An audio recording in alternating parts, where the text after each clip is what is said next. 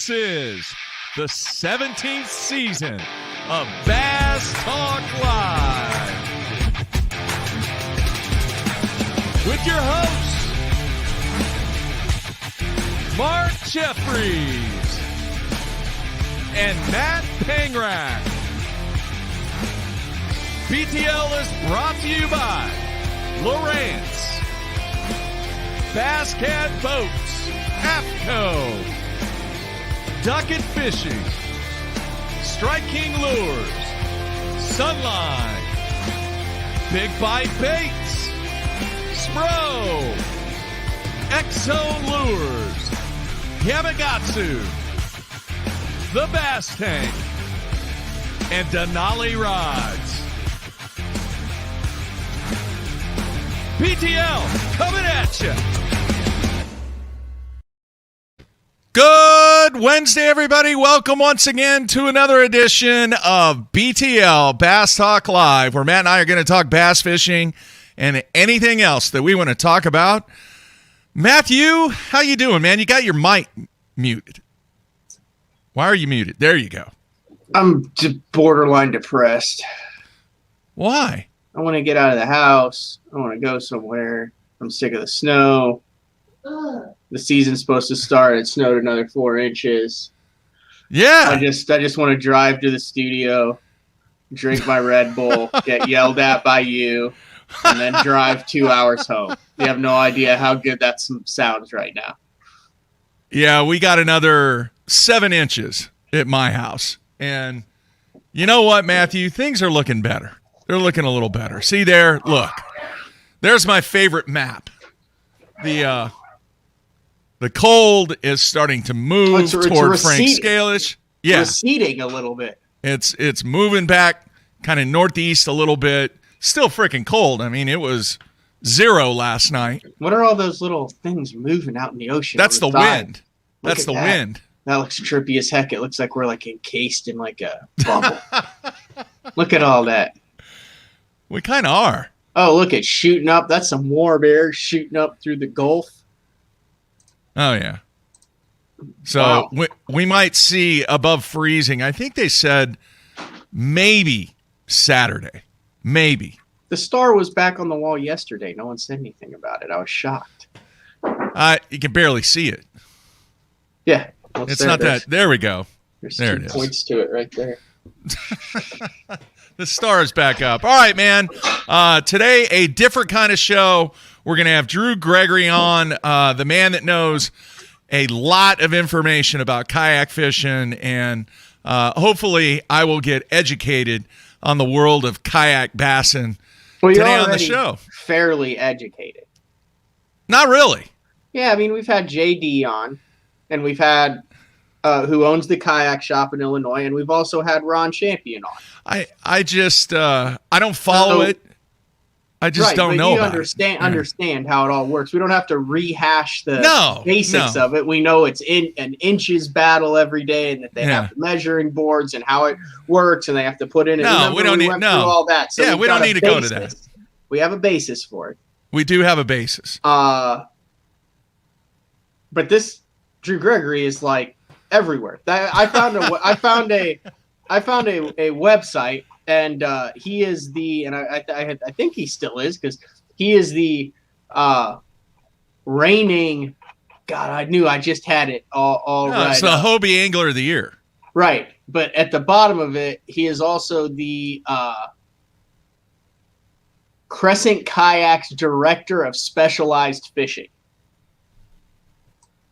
Okay. And there's an article on here, and it runs through his entire Angler of the Year win, what he won, every single tournament, a video that accompanies each tournament, and his analysis of each tournament following it. It is a more comprehensive and easier to follow path to the Angler of the Year than any professional bass trail has ever had for their anglers. It's very impressive over on crescentkayaks.com, Mark. Okay. I'll have to check that out. I Wish I would have known that before the show, but Well, I found it like an hour before the show, just doing my research, and then you just moseyed into the studio about 5 minutes before the show. We got in a yelling match about I was not fish yelling. catching. I was. For one time, I was not the one yelling. You listened to me rant. That's right. About idiots. Wow, man, you are really upset about this. It's because it's deeper than face value. How deep is face value? Okay. You don't want to mention it? You don't want to pass it on to the people? No, it's not even worth a mention. Okay. You're pretty upset, though. Why don't you just go make a snowman? Make it all better. All I'm going to say is, first of all, he didn't spike it. The fish flew out of his hand in his excitement. And it's the same damn fish that lives on a razor-sharp oyster shell bar and eats blue crabs and pumpkin seeds with 3-inch spines out of their back and has survived 5+ years in alligator-infested waters in a tidal river. I think the thing can handle getting caught. That's all I'm saying. We can move on from there. Oh, my goodness. I haven't heard you this upset about something for a while. It's just stupid. The snow is getting to you, man. Yeah, it is. Have you went out at all? Have you tried to drive around? Yeah, no, I walked across the pond yesterday. The entire pond? Yeah. Can you lace them up? The game plan is to lace them up tomorrow. Yes, and get the brush out, and there's a side of the pond. There's 2 ponds. One's probably about the size of the offensive zone, but it doesn't get deeper than 3 foot the whole way across. You know what I mean? Yeah, so I know that if it gets shallow, I haven't had the skates out of the storage unit in 2 years, 2.5 years, but I've got a pair of CCM Pro Tax, an original gold Sackett Curve Bauer composite stick, the Synergy, the gold one. If people remember that, that's like the original Synergy, the sticky. Yeah, that's way back. And I think I have a puck in the bag. So the game plan is to open up the 2021 YouTube series season, me covering the opens and fishing, all that, playing pond hockey in Oklahoma 4 days before I leave for Florida. That's pretty cool. I like it a lot. That is a once in a lifetime opportunity there. Would you not agree? Agree 100%. Now, I've been getting a lot of pictures of the lakes around here, Grand Lake, Lake Eufaula, Lake Tenkiller. Dude, there's freaking ice everywhere. Everywhere. Yeah.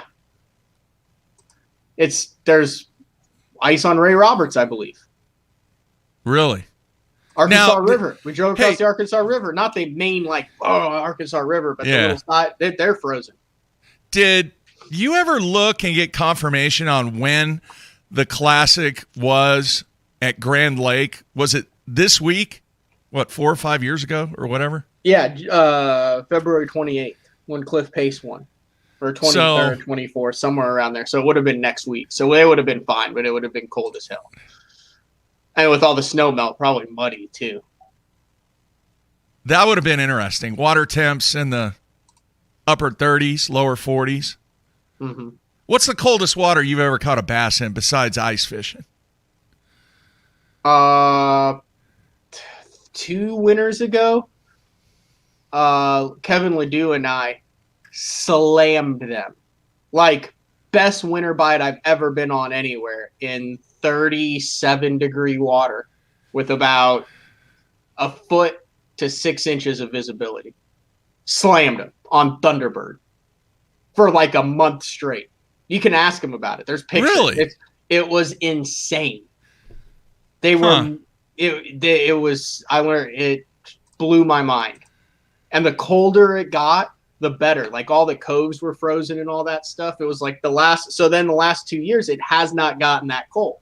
So I talked to Kevin, and he's like, yeah, dude, as soon as, I got to get out there, they got to be mauling them on that spot.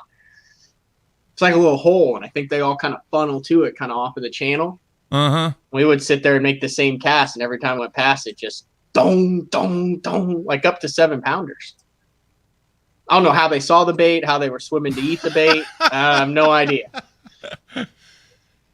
So they were fat. They were fat and happy, huh? Oh, yeah. Ghost white. Paper bag fighting.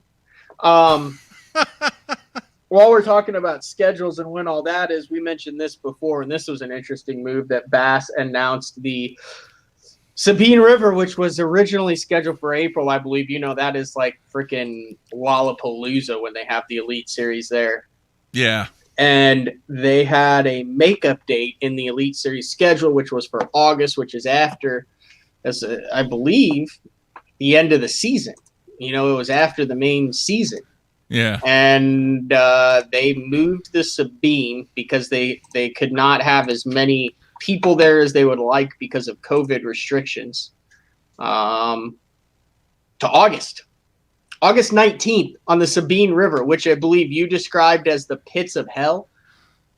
From a humidity and heat standpoint, yeah. No, I mean, great people down there, but I'm just saying not ideally when you want to freaking be on the Sabine River August 19th through 22nd. What they said was regional mandates currently in place would dramatically reduce the number of fans permitted on site. They talked about everyone being safe, and then they admitted it's not going to be pleasant temperature-wise. Man, and then the AOY contest now is going to be decided on the Sabine River. Well, that's what I was looking at, and I'm making sure. So there's a team, Opens, Kayak Opens, Nation, Elite. Yeah. The Sabine River is going to come down to a 13-inch largemouth that is about 109 degrees when you catch it. Man, I can foresee it now.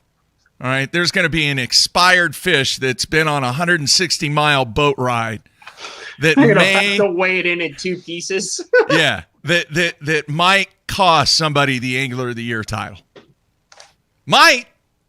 It's a possibility. Fish care is going to be massively important. I don't know what they've made off limits, on limits, where they can go, where they can't go. I have no idea. Is McClellan, you know, the McClellan run and the KJ run that those guys did, when was it? 3 years ago, 4 years ago? I don't even remember. Are they going to be able to make that run again?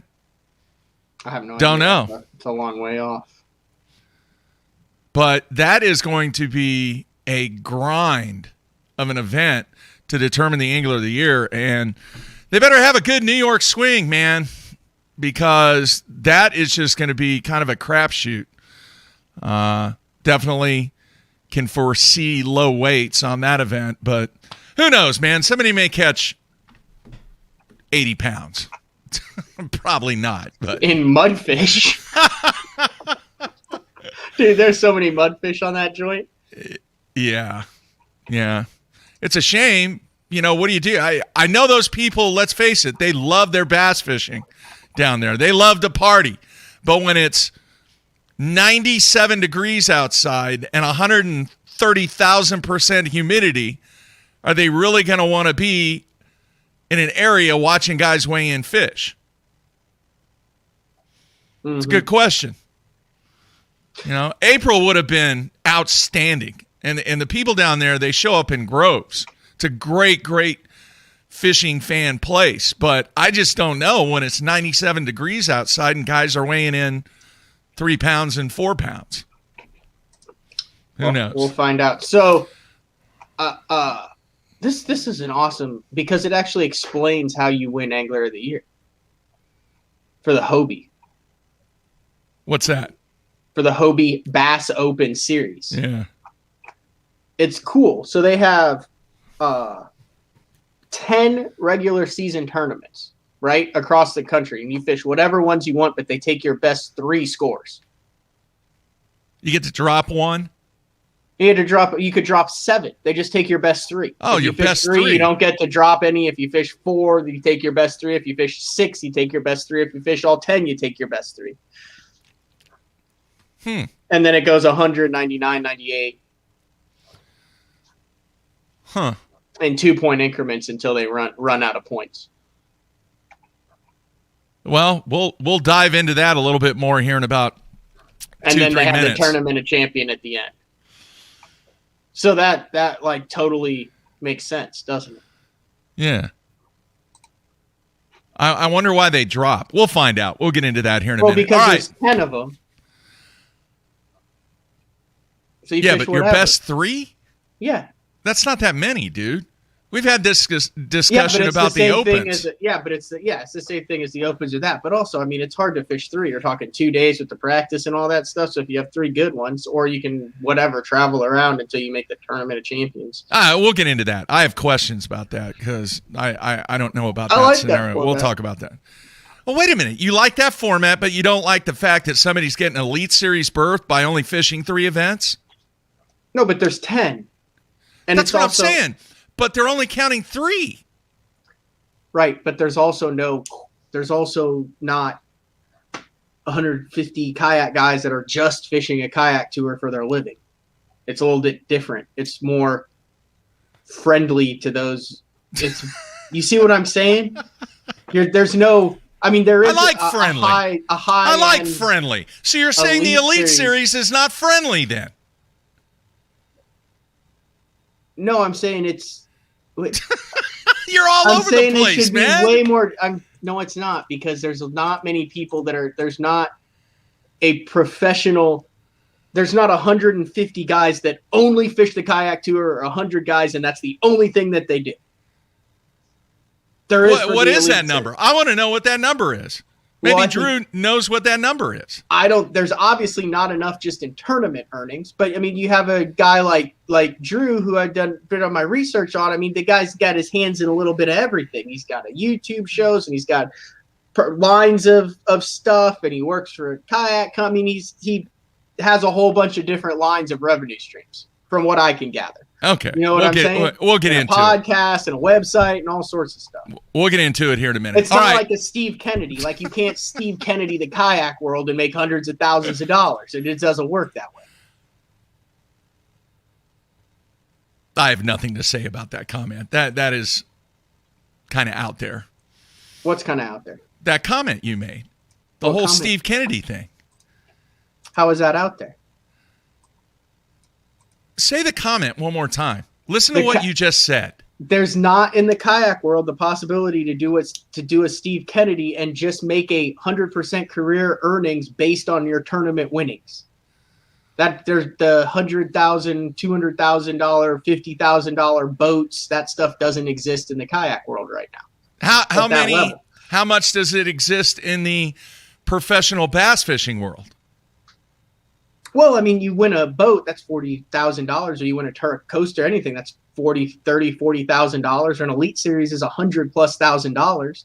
So you pop one of those and you survive your whole year. I mean, you win a kayak tournament and it's $10,000. That gets you by for a while, but I mean, you're still living under an overpass if that's the only thing you win.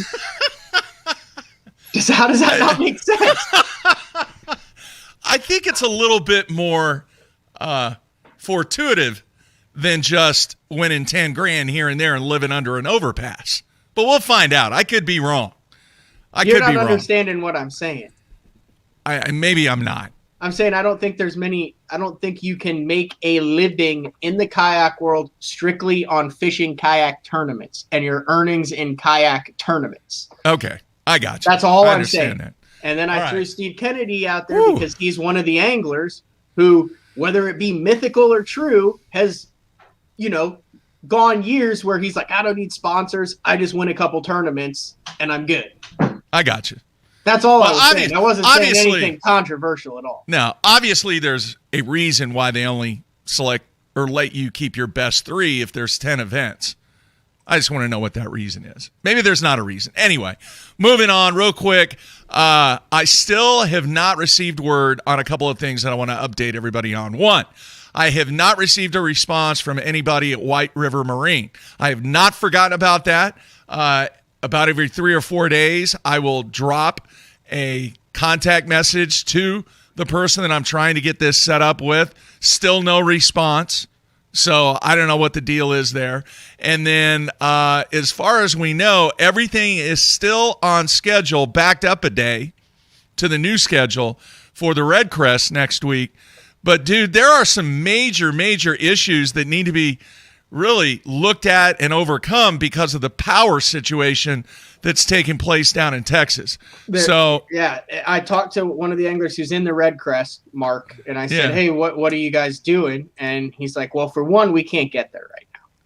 And he's like, so even if we wanted to and practice was on schedule, he said, there's a couple other anglers that are at other guys' houses, and they're just kind of in a holding pattern until the weather clears and they can actually get down to Texas safely to start practice. And then, they looked at it and they pushed everything back a day. So they're actually losing a day of practice, which he said isn't a really big deal to them since they're all losing a day of practice. And those are Florida string fish in that lake. So they said, we're just in a holding pattern. MLF has been really good about staying in communication with us, and we'll all just roll with it and get there when we get there and fish when we can fish and not expect it to be very good. All right. Well, remember, we're going to have Dean Rojas on BTL either 3 or 4 days now. We might have to make an adjustment because of the backing up of the schedule or the moving forward, whatever you want to say. We don't want to get into the whole above, below, over, under thing yet. So next week, that's kind of the plan. We will have Rojas on breaking down the action. As it takes place, we'll capture the feed just like what we do for the watch party, and people will be able to join in and ask questions about how to catch fish in 35-degree water. You think if you have Rojas on for 4 days, you think at one point during that 4 days you can get him fired up? We can get a Rojas rant? Might. No, I don't think so. He's mellowed in his age. Dude, I found a cottontail rabbit call in the snow the other day. Really? Yeah. Huh, where'd that come from? I have no idea. All right. Well, we're going to take our break, come back, talk a little kayak bassing. Obviously, I want to get into the business side of this gig. I'm not even sure, which way I'm not even sure how to use it. I can do it, but it sounds like a kazoo. Did you put it in the dishwasher? Yeah, I cleaned it. What's it sound like?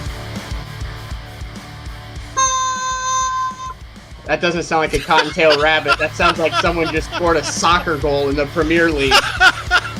That's what I'm saying. I don't even know if I used the right end. It sounds like a damn kazoo. That is horrible. There's something with the crinkly end. It's like, it sounds like a goal. It sounds like goal. When the confetti, they run around at the soccer and hug each other. Yeah. All right, taking a break. Coming back with Drew Gregory. Everybody stay tuned. We'll be right back.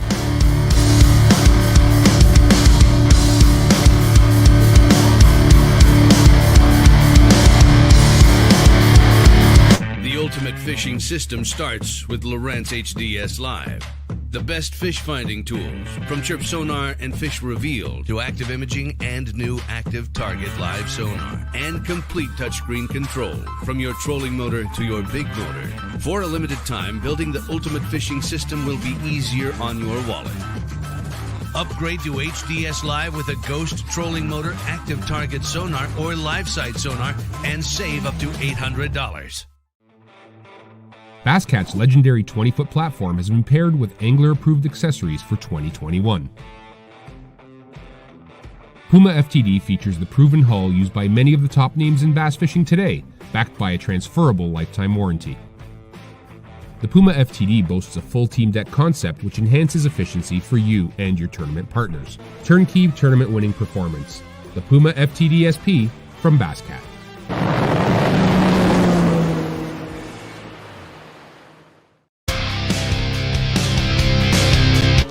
Utilizing my experience, utilizing my time on the water, evolving as an angler, and that evolution should never stop. You have to do it every day. From when you wake up in the morning, you got to be thinking about continually changing every minute, every cast. That's really the premise of fishing the moment. Hey everyone, Brandon Polnick here. People always be asking me what I got tied on. I'm like, X-Zone Lures. And they're like, Brandon, why you got X-Zone lures tied on? And I'm like, let me show you why. The bite. Get out of there. Get out of there. Oh, yeah. Oh, it's freaking digging. Get in here. Oh, God. Giant. Oh, my gosh. Oh, my gosh. I think you get the point.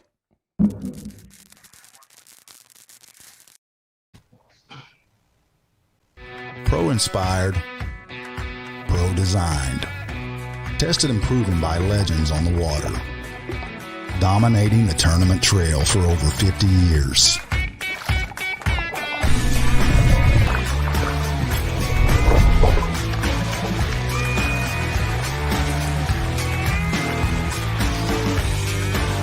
Everything you need, one legendary brand. Strike King. Hey guys, Major League Fishing Pro Jacob Wheeler here with my new Signature Series line of rods with Duck It Fishing. We have my 7.2 cranking rod right here. Crankbaits can be very fickle, and having the right, having a lot of tip can be too much, and having not enough tip can, lose a lot of fish. So you really got to be careful. If there's one or two techniques that I'm really adamant about having the perfect action as a crankbait, especially like a square bill, a DT6, those medium running crankbaits in the springtime when those fish's mouth are pretty tough. That's when I'm really on top of having my actions just perfect.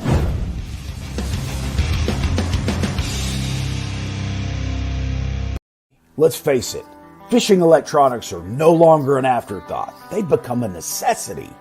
And at the Bass Tank, our experts match you with the right electronics, provide professional installation, and educate you to help maximize your catching results while providing support along the way. Because let's be honest, it's about catching, not just fishing. And when you're ready for better results, join the Bass Tank team. Visit us today on Facebook or go to thebasstank.com.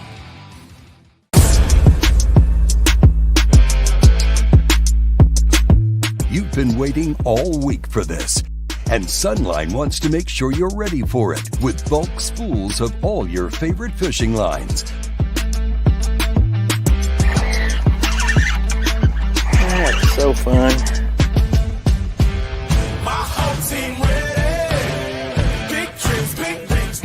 Bulk up with Sunline.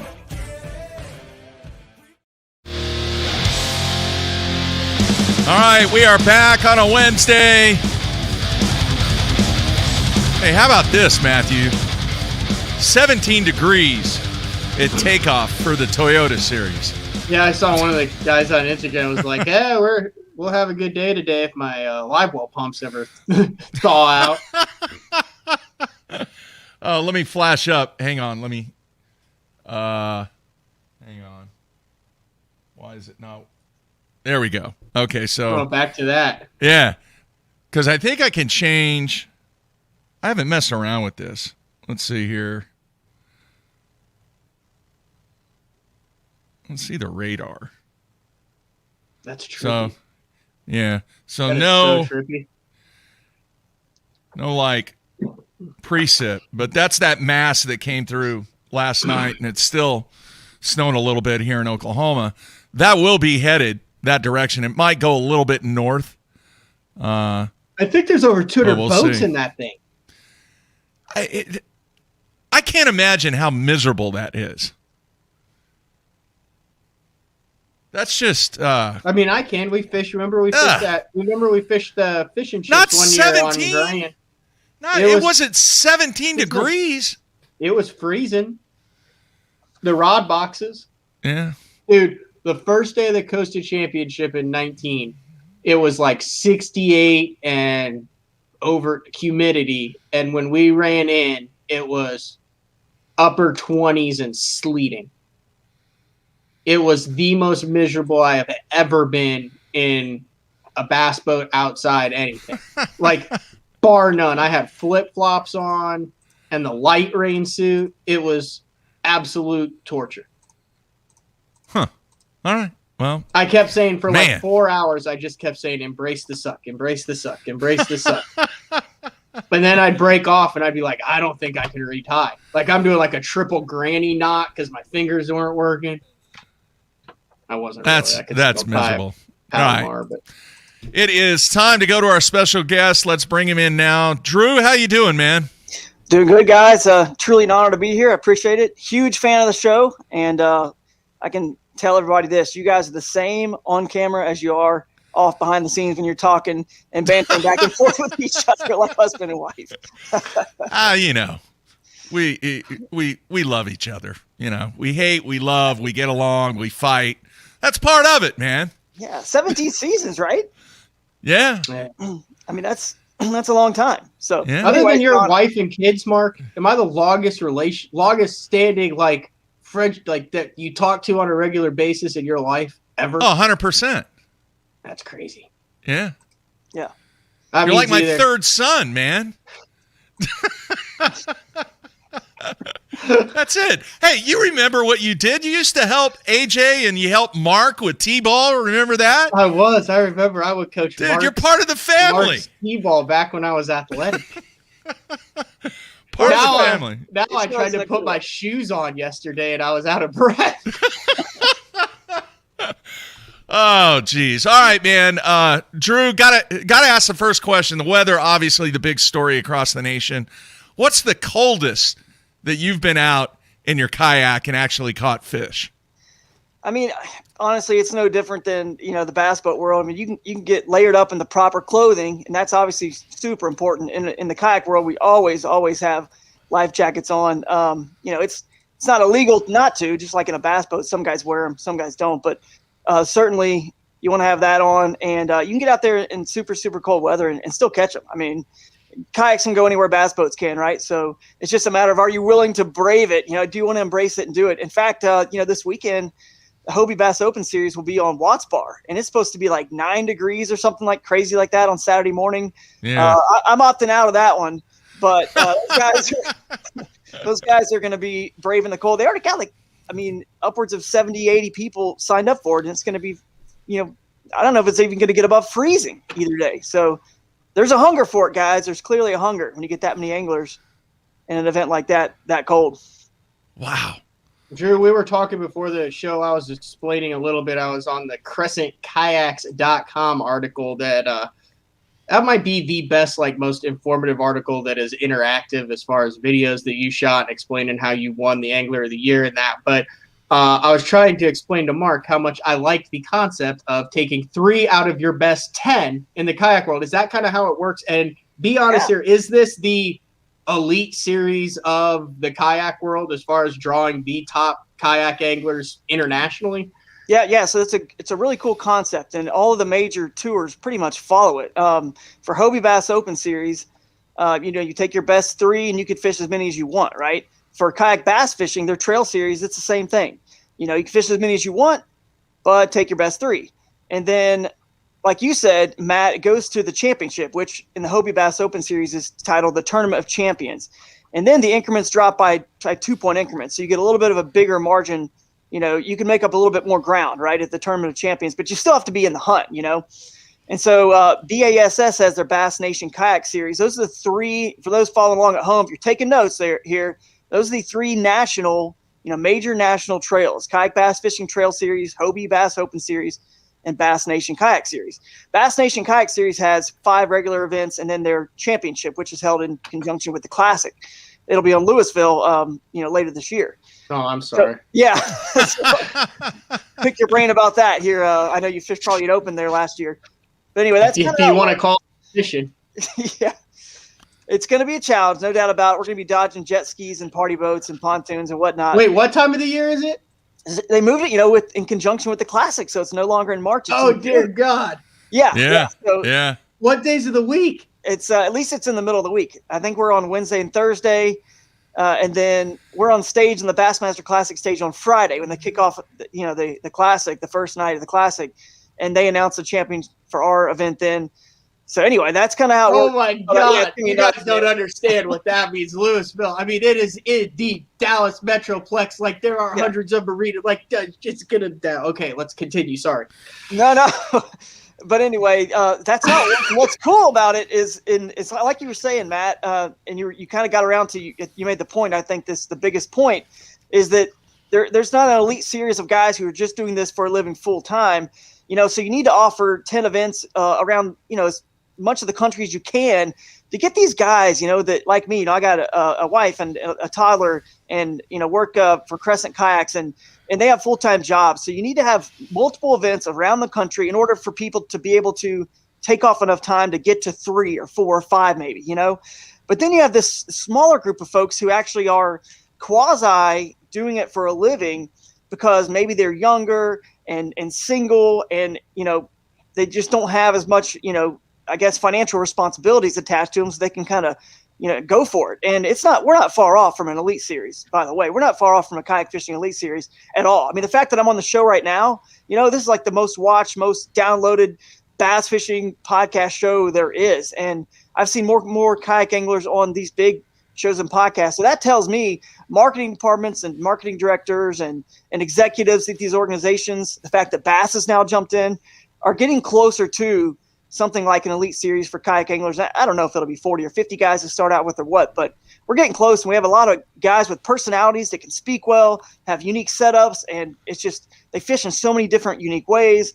And I think the more and more the mainstream world sees that, the more that they're probably going to realize this could be a really cool television product and an elite series. But that is, to answer your question, how it works. Take your best 3, and I love it because you can kind of cherry pick now to fish each of the 3 major trails.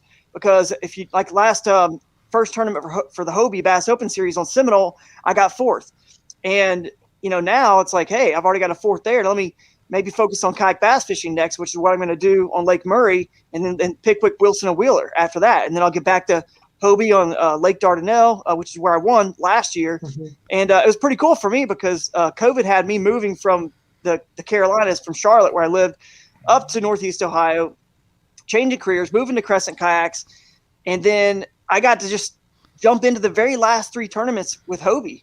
And I just fortunately went, 4th on the Susquehanna River, beat Mike Iaconelli, by the way. So got to throw that in there whenever you beat Mike. So 4th on the Susquehanna, and then I went 1st in Dardanelle and 4th on the Coosa chain, and then 7th at the Tournament of Champions to secure that title. So you can get in these if they're only $250 to enter, around 200. Kayak Bass Fishing is just $100 to enter, and they do 2. That's one of the differences, just so you guys know. Yeah. Bass Fishing does 2 separate tournaments, Saturday and Sunday. So if you are a working man or woman, right, you can simply fish one or both if you want. Mm-hmm. It really gives you like 20 total tournaments to choose from because they have about 10 as well. And the other major differences, while I'm getting into this before you guys get to your next question, is BASS and Kayak Bass Fishing both allow motors. So you can use a motor guide or a Minn Kota or Torqeedo, whatever motor you've got. But the Hobie Bass Open Series is pure manpower only, whether you're pedaling your kayak or paddling it like I do with my Crescent and my Bending Branches paddle. So those are the kind of the main factors, but it's still 5 fish, like you said. I'm glad you realize, Matt, you guys have a good baseline for this already. It's still 5 fish. You take your photo of the fish on your catch measuring board. It's measured in inches. Obviously, we round down to the nearest quarter of an inch. Your best 5 fish, and you can just keep culling out as the day goes along and posting them on either Fishing Chaos app that's used or the Tourney X app. Some of the trails used, and it's fun. You guys can watch online and see the fish rolling in. It's really cool, man. And so just imagine one day when all the chaos gets on TV, it's going to be nuts. One of the things that I thought was interesting, which, man, if you get into any of the kayak fishing boards, you think tournament bass anglers in the fiberglass and aluminum world, bitch, boy, get on some of those boards. It's a controversy every single day. It's unbelievable. It's like, oh my God, this is.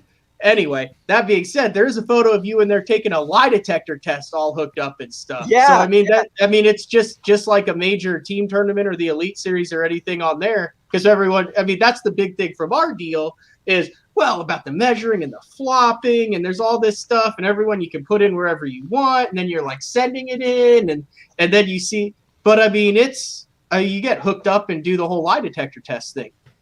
Yeah, it's the same. I mean, to establish credibility, these trails have to have, those procedures in place. So, I actually posted that just to show people, let them know if you've never finished in the top in AOY or one of these tournaments, at some point you may have to take one of these things. I've taken numerous ones. I mean, I can tell you how many I've taken the Kayak Bass Fishing National Championship as well. I've been, fortunate in that series to finish, I believe I have 4 top 10s in a row now. And so that's pretty cool. And they do the same thing, offer the lie detector tests. And so, it just establishes the credibility. We still don't want cheaters. It ruins the entire sport, and there has been, scandals, like you said, and people have cheated and tried in different ways. And it's evolved our rules the same way, it's like in regular bass fishing, guys putting fish in cages or stuff like that. You got guys cutting tails off of fish and altering measuring boards and sharing fish or altering measuring boards. Like same thing. It's like that in anything. You get enough money in checkers, someone will cheat in checkers. Exactly. But it's pretty up and up. The community overall is great. I mean, we joke around a lot and we banter a lot, and some of it is just joking. Some of it definitely can be serious, but overall, the kayak fishing community is unlike anything I've ever been a part of, guys. I mean, it's unbelievable how friendly everybody is and just how willing they are to share information and help each other out. And it still is different. I fished some bass tournaments back in the day as well, and they're obviously, club level, and there's just different levels of everything. You get to the highest level, and certainly, I'm friends with a lot of the guys on the trails that you see at all the stops that are really doing this on a more of a full-time basis. And we want to beat each other's brains out, no doubt about it. But at the end of the day, you can't play defense. I can't take my paddle and swipe across their line when they're you could. Technically could. I mean, probably a rule somewhere against that in the sportsmanship side of the rules. But what's the point of being all, upset everybody, just having these riffs and just harboring bitterness and resentment and all? It's just not worth it. You can't. How many are there? How many are there guys? That's my question. I mean, you see the guys that there's hundreds and hundreds of guys that are fishing Toyota Series or Bassmaster Opens and spending how many guys would you say are top level, hardcore, quote unquote professional kayak anglers right now across the country? Well, I mean, it's tough when you put it like quote unquote professional. I mean, there are guys who are as hardcore as anything, and they're choosing their vacation time to fish these events. It's like an Open or an Elite Series. I mean, you're contributing. I mean, me personally, it's a week, if not 10 days of my life between packing. You just talked about you're 9 days away. You're already packing, right? It's packing. It's all the prep work beforehand. It's just 9-10 days. I mean, it's a lot. I usually want 2.5 days to pre-fish at least. But anyway, hardcore serious anglers, there's hundreds and hundreds, if not thousands. And I'll tell you, I mean, I've been fortunate to work with a lot of guys in the bass boat world. It's amazing the crossover that we have, right? And Chris Lane, for example, a friend of mine, and we talked a couple years ago, and he said he already, I felt that the kayak world was pretty much getting to the point where we already had more anglers fishing for bass and kayaks than bass boats. And he said, no doubt about it, he feels like it's already surpassed it. And I said, well, I mean, we very well may be in the kayak sales prove it. And it's just because the cost of entry is so low to kayak. I mean, $200, $300 at Walmart can get you in something cheap or Craigslist, or you could go up to, $700, $800, $900, $1,000 like the Crescent, like a good, USA made Crescent product, or go to a Hobie or, whatever and still spend $4,000 or $5,000. But either way, you're nowhere close to what, you may have to spend for a bass boat, the motor and the trolling motor, electronics. So, but there's thousands, and there's definitely more people fishing for bass and kayaks already than the bass boat world in terms of numbers. I mean, we've seen that just in how many, bass boat sales versus kayak. And then I know there's obviously lots of bass boats have been made for years, but we feel like we're already there. But professionally, I think hundreds, if not in thousands of people are trying hardcore to be the AOI and win in these series. All right. Business question. I'm curious. Are there guys out there that are making six figures, not just in earnings, but let's just say a combined income being involved in the kayak fishing industry? I don't think six figures is there yet. I did do something cool, which, by the way, we can get in this later offline. Mark, I know you guys talked about a fantasy league. I actually dude, I have this written down. It's the Kayak Fantasy League. You have a video out on it. You created your own deal. You can go in and pick all the different guys and stuff. That was all. That's it right there. Kayak Fantasy Fishing with question mark. Pretty cool. So what it also did, the other reason I wanted to do it is I wanted to be able to track how much money is earned by kayak anglers, because if you spend a couple, $2-3 maybe just $1,000, if you're camping, whatever, maybe you spend on entry fees, fishing license, fuel. Maybe if you can get away with it's close by, $1,000 or $1,500 a trip, but then you win. Like I won fourth and I got $22 75 on Seminole. That's fourth out of 175 people. Well, I mean, I really didn't make hardly anything. I broke even basically, made a little bit. So you get the idea, man. It's a challenge. You have to be bare bones camping. You got to win one.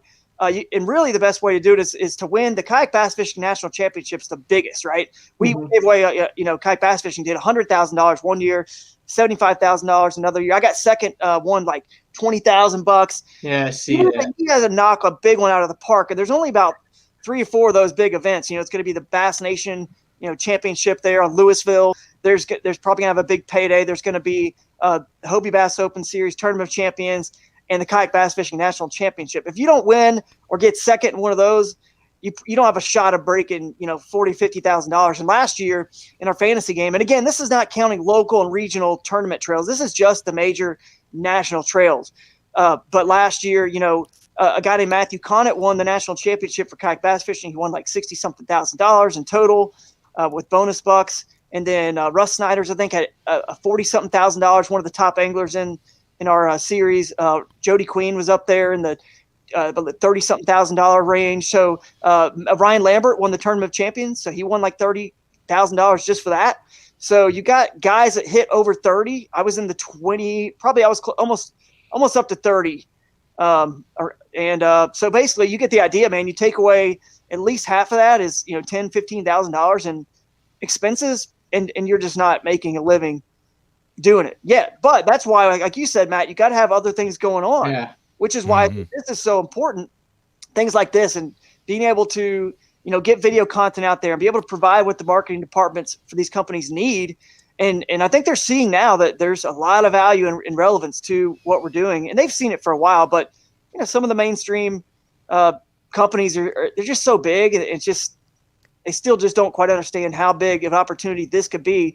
So I'm here really just representing not just myself, talking about what I do and the cool things that the Lord's blessed me to accomplish, but all the kayak fishing community, all the tournament trails. Chad Hoover started Kayak Bass Fishing, and we wouldn't be here without, what he did and all the hard work and efforts. And AJ McWhorter and the entire team at Hobie, it did, as well. And then, Dwayne Wally and the guys, John Stewart, Bass Nation, that did that. I mean, they're helping us grow this thing to where we can see an Elite Series one day, and you guys can see a little bit more craziness out there on the water in terms of getting swept into branches in a river, getting thrown out of your kayak, going down rapids. I mean, you don't need to manufacture any sort of like drama in kayak tournaments. I promise you that. You don't need helicopter flyovers and rock music. You just don't. That's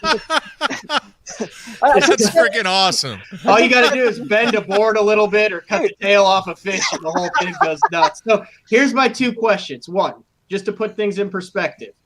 That was second place that you got $20,000. And in 2019, I got a $20,000 check in the Costa Championship for third place, but I was $11,000 in on expenses, and that didn't include any equipment or boat that I was fishing in or anything. So that's the top kind of outside of the Tour or Elite Series. That kind of hit home there, as far as I'm sure your expenses weren't as much, especially when you throw in a fiberglass boat and all that. Second thing, and this is what's important to me. So you see a lot of kayak guys that are I don't want to say trying to get recognition, but working into the tournament bass fishing world, at least from our perspective. Would you not agree, Mark? A lot of people that are asking like, hey, why don't you do more kayak stuff?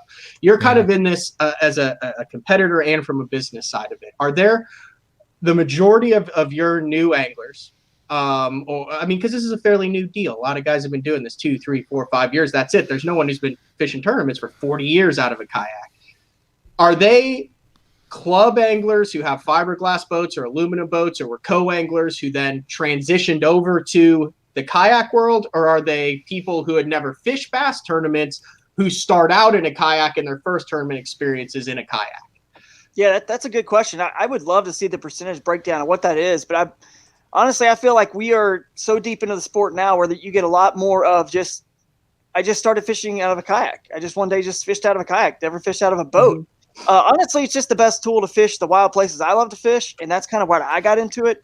But you do have a lot of crossover. Here's what's cool, and here's what I think the mainstream bass world hopefully understands is, I wasn't really listening to a lot of podcasts like this or shows like this until I got kind of into more of the tournament scene. I stopped doing my Hooked on Wild Water show, jumped into the tournament scene, and now look at all the clicks and downloads that other guys just like me because we're all looking for the same knowledge. We're still catching bass, right? We're looking for the same information. And so it's contributing so much to the mainstream bass world. And there's even guys now that are crossing over. And a good friend of mine, Craig Dye, he just started fishing as a co-angler on the BFLs. I think it's the BFLs. And Corey Dreyer, another guy, used to fish in the kayak world, used to fish some bass boat tournaments, but also does kayak. And now he's back. He's going to be fishing, I think, Toyota Series stuff. You see a lot of crossover back and forth between. And even, with the Bass Pros, like Ike getting into it, and you've seen Jordan Feber. Yeah, he won one. You've got Brian Latimer fishes out of a kayak. Yeah. Some he's been on the show with me on my show, and there's a lot of crossover.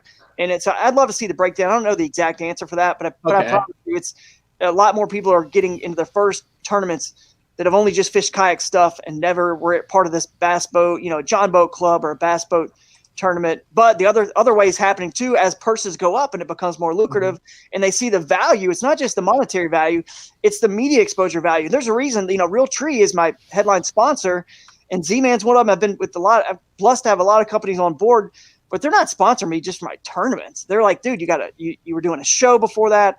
You got this following. You're out there. I've got my own podcast called Hooked on Wild Waters that I host with my buddy Ken Morris. I mean, it's all the other stuff, you know what I mean, that's going on. And I've got other products in the works that I can't really talk about now. Like you said, had some Signature Series stuff and have some other stuff in the works. That's where you're going to make your money. Right. Honestly, it's all the stuff on the side. Even the Elite Series guys. I mean, it's not easy. Stetson Blaylock's a good friend of mine as well. And he said, look, man, we talked 2-3 years ago before he even won at Winona. And he was like, it's tough out here, man. It's a grind. We're chatting at ICAST. And it was hard for those guys, even at the highest level. So, I mean, I can't even tell you how much I appreciate you guys and other major shows having us on, because this brings a lot of value to what we're doing and to our sponsors, which helps more kayak anglers get to the level that I've been fortunate to get at, and several others have as well. All right, couple questions for me, and this is just because of my lack of knowledge. How much strategy goes into your preparation for an event, and does that include where you're actually going to launch from to start out fishing, or do you guys have to launch at one specified location? Yeah, so what's cool is it actually just got done writing an article for Bassmaster.com that elaborates on this a little bit. I don't know when it'll get up, but what's cool is we can launch from so many different locations. So there's a lot of differentiators between the bass boat world, and I feel like if we continue to lean into what makes us unique and different, lean into the fact that what makes a kayak, then we'll be successful, and we won't merge too far into the lane of the bass boat world to where you guys are kind of looking at us like, mosquitoes just flicking us away, like, yeah, get out of my freaking way all the time, you guys. But the point, to answer your question, so here's the deal. You can launch from any public access point. That's what's cool, man. We have outboard motors too. It's called a Toyota Tacoma. That's what we have. We can launch and relaunch as many times as we want, and it could be at a traditional boat landing. It could be at a bridge that's a public access. It could be at a canoe and kayak launch, anywhere. And that's what is so cool about kayak fishing, man. It's the strategy involved in trying to figure out, well, first of all, you just look just like any bass angler. Where are the fish going to be? Based on your knowledge and your research, where are they going to be? What stage of the spawn, pre-spawn, what stage of life are they in? Find the fish first, and then I figure out how to get there later, because I got a 105-pound motor guide XI5 with 36-volt system running on a kayak, because it's like my outboard for the tournament trails that allow motors. I don't care. I'll go 9 or 10 miles if it gets me to where the fish are going to be. So there's a lot of strategy in terms of, do you spend your time running, kind of like we saw, with it's like locking. Do you lock through in the river, or do you stay close to the ramp and give yourself more options? You're either it's the exact same as bass fishing. You just have to think of it as in your truck, and you kind of get locked in. I mean, do you want to spend all that time idling across the no wake zones or through the flats? I freaking get it. And I get it because actually, ironically, when I was on Louisville, I made some crazy run and stuff, and my co-angler was like, dude, I fished a kayak tournament up here. I've never seen a fiberglass boat. and it makes perfect sense. He's like, hey, there's a launch ramp right over there. And there were like 12 of us in here, and it was freaking crazy. But it was cool because I was like that. So let me say this before we get past it. You talk about and they go, oh, it's mosquitoes and stuff. So Justin Lucas fishes out of a kayak. He's done some YouTube stuff on that. And I was busting his chops about, oh, you're fishing out of a kayak for money and stuff. And he's like, bro, I bought my kayak and I leave my cell phone at home. He goes, the only reason I video recorded it was because I needed stuff for my YouTube. He's like, I pay for everything. I leave my cell phone at home. And the beauty of it is I only kayak fish where big boats can't go. He's like, I go on places on Guntersville where I can't, and I go on a river where no one jacks with me. And he wasn't trying to sound like famous or anything, but he was like, like how much crap I'm constantly getting bombarded with. And he's like, I can go to a creek where no one knows who I am, no one knows what's up, and I can fish like I'm a 12-year-old kid out of this thing for 4 hours, get some exercise in, and catch unmolested fish on every cast. And I put it up, and no one knows I even went fishing. And he goes, that's my escape. That's right. That's exactly right, man. He hit the nail on the head. And as long as we keep staying in our own lane and making sure our rules and boundaries and things like that, which the trails do an amazing job of that right now. We're not trying to just duplicate what the bass boats are doing, just in plastic boats on the lake. We want to emphasize that they can do both. They can go offshore. You have guys that have Panoptics that are offshore, just experts. As good as a lot of the guys on tour, man, they know what they're doing. They can find them and catch them and see them. But we have guys that are more like me. I'm all about river bassing and getting into wild places, kind of like you said, Justin does. And almost the John Cox, if you will, of kayak fishing. I like to go as far as I can go, as skinny as I can go. Now, it doesn't always pan out. And, Kayak Bass Fishing Trail Series on the Kissimmee chain a couple weeks ago, I'm hiking through a swamp because my creek got just enclosed and choked up with hyacinth, and I couldn't get that. So, it doesn't always work out. Were you not scared you were going to get attacked by a gator, dude? That looked like you were just chopping through like miles of hyacinth, like with water underneath it. I'd have just been like, yeah, not going to happen. Yeah, well, I can't talk about that. I have to act like I wasn't scared so that my wife thinks that there wasn't any danger going on there. So that's what I have to say. No, I've done enough of that where I know, it was cold that day. It was shady. There weren't any gators out in the woods because they're shading the woods. And then I didn't even see any on the water because it was like 10:30 by the time I started hiking through the woods. But anyway, the next day I saw tons of big 14, 15-foot gators, and I had to go right over them in my kayak because I was motoring the next day in this narrow, small creek, and it was nuts. I was definitely a little scared there. It was probably most scared I've ever been because you just think this thing is bigger than my kayak right now. My kayak, I don't know if they're territorial. My kayak's like army green, dude. It's like it looks like a gator. Sorry, I didn't mean to get you sidetracked on that. I just saw that night. No, yeah, it's nuts. But that's what makes us different. We got to lean in those areas for sure. And you're right, Mark. We can get up and move. You can, crank up the Tacoma as many times as you want. That's actually how I won on Dardanelle. I moved a couple different places, and you got to be. What I like to do is be very strategic about if I find fish in an area, whether I'm in a tournament that allows motors or paddle, I want to find more groups of, once I've found some fish, maybe it's a spot like Brian New had on a shell bar. It's just a bunch of keepers. You can get a limit. Cool. Now that I've found that spot, strategy is where can I find big fish adjacent to that where I don't have to unload the kayak. Load the kayak back up and relaunch where it's in that same area. I can paddle to it or I can motor to it. And that's where I'm going to milk, I have a little milk run that's just a little confined milk run. It's not like you're running 20, 30 miles, 9, 10 miles, whatever you would go in a bass boat for hitting a sort of a milk run. It's more like a mile or 2 or 3 away at the most. If it's more than that, you're probably pulling out and relaunching. Got it. All right. A number of people on the instant feedback and on the YouTube comments want to know what techniques are you really, really good at, and what techniques in a kayak do you and other anglers really struggle with? Please say Carolina rig. I don't throw Carolina rig, man. I don't want to know, Mark. I hate to hear it, buddy, but I don't throw it a lot. A lot of guys do, but like I said, I search for fish that are more unpressured, harder to get to. Maybe they're uneducated. It's no different than what the guys fishing offshore spots are looking for. You're looking for spots that nobody else has found down there in 30 foot of water, and they see a bait, and all of a sudden, whether it's a Carolina rig or a drop shot, whatever, they're just like, whoa, what's this? Boom, they're just not getting cast to as much as those on the bank. But my specialty is a chatterbait, and I love throwing the Project Z chatterbait from Z-Man. Everyone talks about the jackhammer, and it gets all the press, but my God, is that a good lure, the Project Z? There's things I like about it better than the jackhammer personally. And, I throw that, I tip it with a diesel minnow or, razor shad or something like that from Z-Man. The new new goats they've got. It's pretty cool. And I just go to town, making as many casts as I can, covering as many ambush points as possible, and hope that I've found some big fish by the end of the day. But that's sort of my strategy. I use mostly all straight braid. I know it's crazy to hear, but the fish that I'm fishing for, it's in the way I fish, it works and it's applicable because it's a lot of buzz bait, spinner bait, chatter bait, a lot of stuff that you can throw straight braid on and get away with it. Whopper ploppers, a lot of stuff like that. So. But you do have to be – the other thing about the kayak is you have to go to either a little stouter rod sometimes or braid or line without as much stretch because the kayak moves. When you set a hook, you're moving. You're not like a solid like a bass boat is or you're on the bank.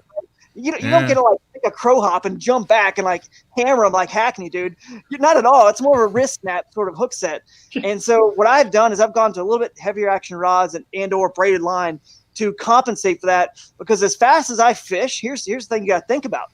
As fast as I fish, I'm moving forward towards the fish as I'm winding in like a buzzbait or a chatterbait. I'm actually moving, so I'm creating slack constantly in the line. And then as I set the hook, now I'm driving that hook in, and I'm even moving, faster towards them because of that penetration. So I've got to have straight braid. I got to have a little bit heavier action rods, and that's just how I do it. So that's my technique to answer that question. A lot of fast moving baits, covering water, trying to find cool, unexplored wild places, which is the entire reason I got into kayak fishing to begin with. And so in tournaments, I'm still out there to have fun. I still want to fish the way that I prefer. If I have to go main lake or fish a lake, which I did in the national championship, I can do it. But no, I just want to fish wild places if I can. Yeah. How challenging is it to sight fish in a kayak? Yeah, I mean, that's really going to vary. I mean, just like, some guys are better at it on boats. You can stand in kayaks. A lot of the kayaks are made and built to stand in these days. I can stand pretty good in my Crescent light tackle. It's 12 foot long and it's wide enough to stand in and see fish out of.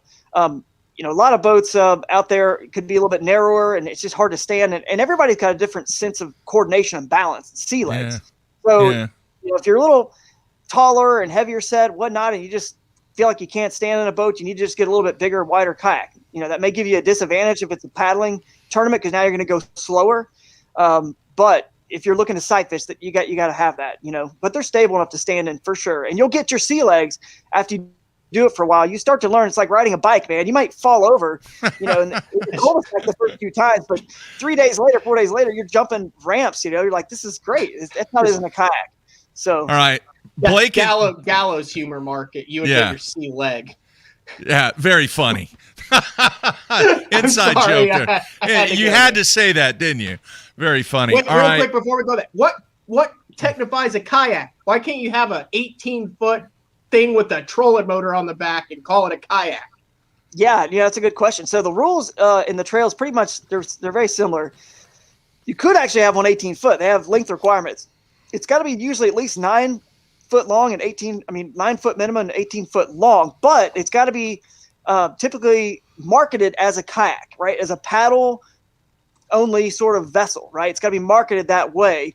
Typically it's got to be either rotomolded, like plastic rotomolded, which is how most of them are made, or thermoform, or some, I think some of the cheaper and expensive ones are blow molded or vacuum molded. But anyway, it's got to be like a kayak, that's marketed that way from the company, or even something like Crescent. We make something called a solo skiff, and it's something that's marketed to have a little 5 horsepower or a 2.5, or electric, or paddled, or push pulled. So it's got to be, and it's rotomolded, so that that counts. But it definitely has to be kind of marketed, because here's the deal, dude.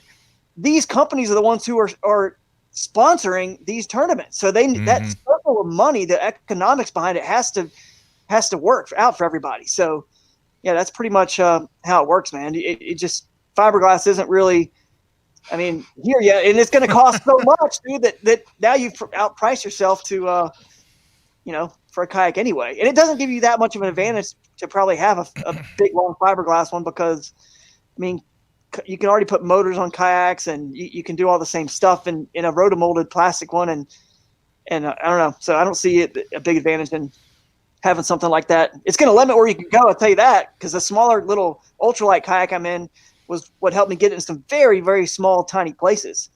So Yeah. All right. Blake in Georgia wants to know, what's the biggest bass that you have lost while trying to measure it? I haven't lost many fish, but we do have the situation where we flop. We're not talking about LeBron James flops here, guys. We're talking like, the fish literally just throwing your board. You're trying to score them, on your catch board. Which I got one here. I could pull it up and show it. But what you do is you just got to put your hand on them. You're allowed to have your hand on the fish in the photo, and the mouth has to be closed. You got to shove them kind of hard up against the butt end of the board.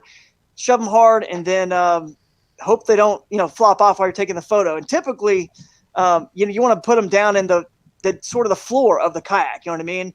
And the wider and the bigger your kayak, the bigger floor you have. But anyway, you just want to hold them tight. I don't remember the biggest one I've ever had flop, but I've only had like one or two ever get away. And it has happened before, but probably like 15, 16 inches. But there's a lot more to the sport than just that's a great point he's bringing up. There's so much more to on Lake Seminole, my phone died halfway through the tournament. I have no idea why or how. I have the new iPhone 12. It's got a good battery. I have no idea why. So I made this long run, paddle freaking 5 miles just to get to my spot. I'm fishing for a little bit, and my fish are trying to upload. I got some, weak signal out there, and I put it back in my life jacket pocket, and it died. And then next thing you know, I was just freaking out because I'm sitting in a spot where I caught an 8-pounder the day before. I know I got a chance to, I was in 5th place coming into the last day. I had a chance to win, and fortunately I'd caught, a good limit of fish, all 16 and 17 inches at that point, but I didn't have a kicker. But it didn't matter. My day was over. I was done. I didn't have an extra charger and battery pack, and I had to paddle out before time ran out to upload the photos. I still had 2 fish photos in there that never submitted. So now I've got to go 6 miles and just grind and just put my head down and go to some happy place before 4 o'clock. Lines out is 3 p.m. and uploads the photos are at 4 p.m. I don't even know what time it is. And I'm just freaking out. It's cloudy. Wow. It could be 1 o'clock. It could be 2:30. I don't have a clue. But I know I got to beat 4 o'clock, get this thing charged. And so there's a lot of things that can go wrong. If I put my head down, the first 15 minutes, my nose starts bleeding. And now I'm just putting I can't remember if you put the lean back or do you get your head down. I don't remember the protocol these days. They always change it. So I'm sitting there grinding, blood coming. It was a freaking war zone, man. And I'm just I got to get there and get these fish in. It may matter. Every quarter of an inch may matter. And I get to the takeout. And and a mile before the takeout, there's 2 guys in a boat. I finally see some human life. And they're I'm like, hey, they're just drinking beers, chilling. And I'm like, hey, what time is it? They go 2:30. Oh, no, 1:30. That might be Georgia time. I don't know. So either way, I'm thinking it's 1:30 or 2:30. I'm good. I got an hour and a half. I got to go a mile. I get to the takeout. One of my buddies there, Jordan Marshall, who fishes the tournament trails, was like, hey, did you get your fish in? I said, nah, I got a couple. I got to get in. My phone died. And he goes, dude, you got 7 minutes. I was like, what? And then he goes, no, sorry, 17 minutes. And I was like, give me that charger. And he hands me his charger. I crank up the Tacoma and I just hightail it towards the nearest town on the road. And then it charges up. And with 7 or 8 minutes left, I get these fish photos in, and it mattered because I got 4th by a quarter of an inch over Jason Broach. And so, there's a lot of ways, not just flopping. A lot of things can go wrong. Your identifier you have to have in the photo you could lose it. You could drop your measuring board. You could not get your photos uploaded in time. You could not have signal. It's it's just madness out there. It's wow. Typical, as we call it on my podcast, it's typical Drew's fishing chaos out there. Every single event, just make it all happen, right? But it's fun. And that's what makes it entertaining, and that's why it's going to be a great product on TV one day, and probably we'll have an elite series. And is that YouTube video out? Can we go watch that YouTube video? The bloody nose? Yeah. You can't because I just actually recently was trying, I've been with GoPro for a long time. They sort of kind of got out of the fishing space. So I'm testing some new cameras out this year, and Tacticam was nice enough to send me a couple new ones.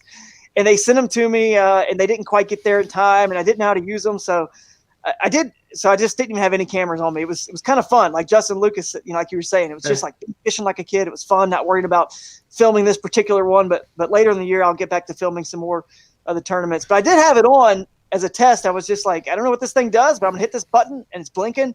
And I had it on when I was dragging through the swamp. So I do have some good footage hiking my kayak through a swamp. Oh, geez. All right, man. One more business question. Some people are wanting to know, in 2020, obviously with COVID-19, there were some interruptions from a distribution standpoint, product-wise. This year, it seems like the popularity and that same distribution channel is still somewhat challenging.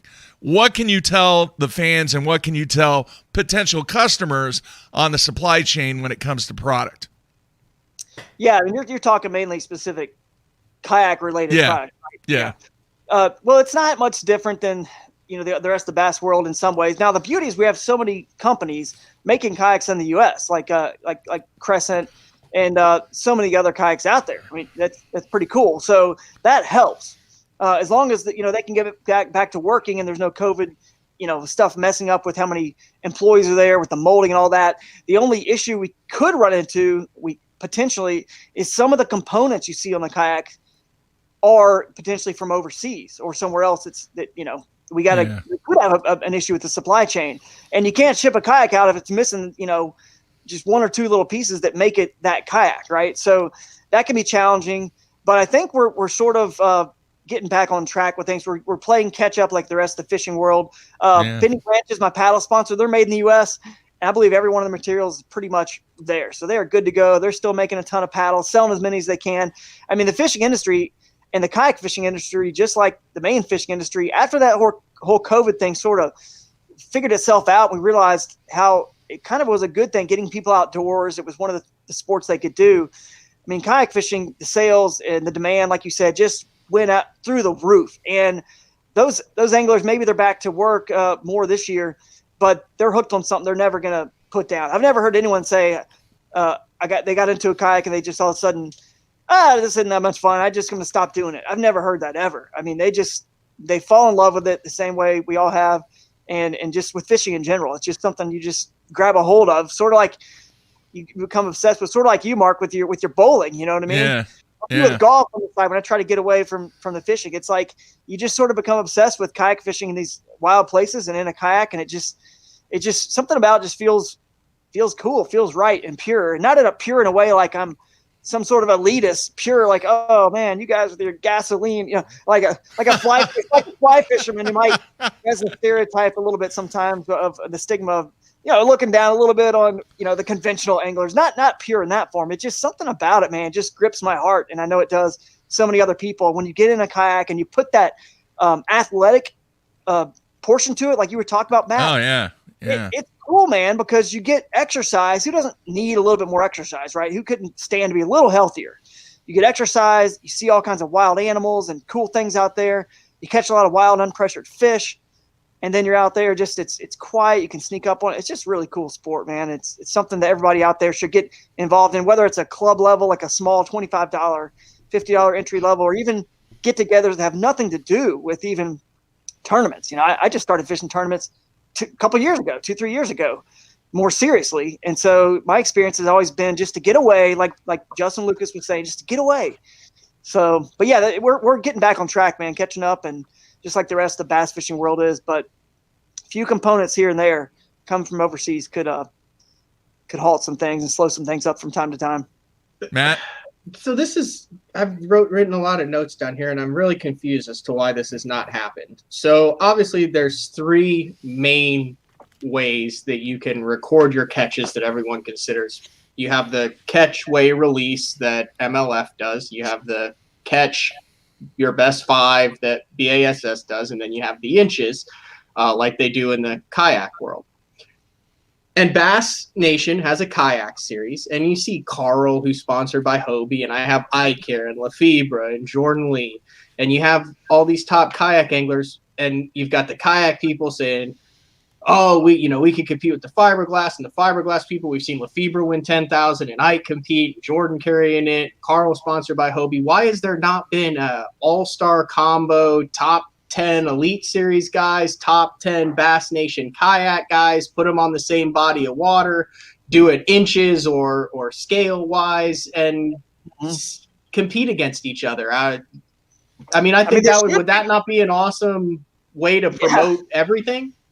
It would be. I mean, there should be something like that. Like you said, it's just a special one-off sort of thing, kind of like these U.S. Opens, or in kayak fishing we have World Championships as well, and the Pan American Championship. They're like one-off separate things. There should be something like that, and maybe there will be one day, because we're not as deep. I'll say that. I'll be honest. I don't think we're as deep, obviously, as the bass boat world in terms of the experience and the talent of the anglers. There's no doubt about that. We're not as deep, but I'm telling you, the top level. I mean, the top guys that you talked about when you were asking me how many guys are serious about this and hardcore. I mean, we're all choosing kayak. We can all go and could compete right there in the opens, and and probably do pretty darn well. You know what I mean? But we're choosing it. So I think it would be awesome, because if you have the top 10 in bass, top 10 in kayak, bring them all together, it would be really cool to see.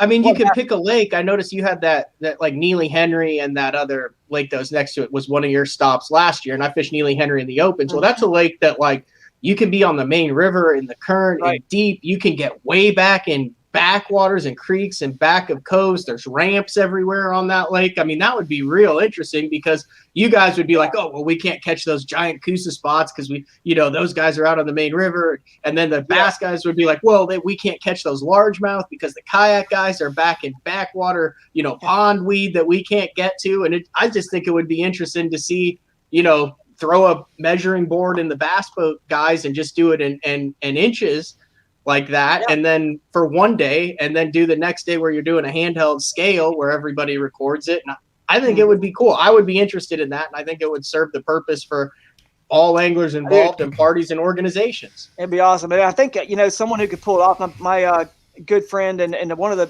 bigger personalities in our sport, Scott Butcher. He's actually on here commenting some. I've noticed he'd be great too. He's putting something together. He's already done it last year called 5 Live, where he has 5 guys on there with their phones streaming live. And it's a one-off thing. Somebody like him, I think, I can see he's producing it back in the studio like you guys are, and switching between cameras maybe. And we get some more sponsors. It all comes down to dollars, really. We get some more sponsorship dollars that can pay for that kind of production to get that sort of exposure for everybody. Then we can make it happen. So it's a great idea.